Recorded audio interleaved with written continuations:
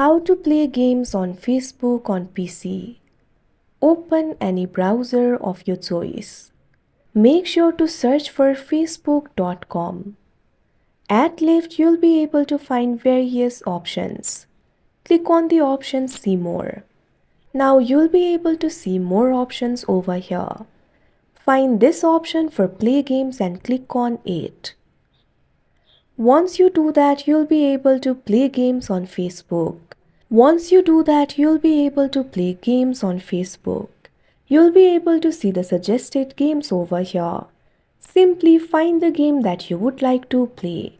Once you do that, click on it. After you do that, click on the option Play on Facebook that you can see on the screen. Now you'll be able to play this particular game on Facebook.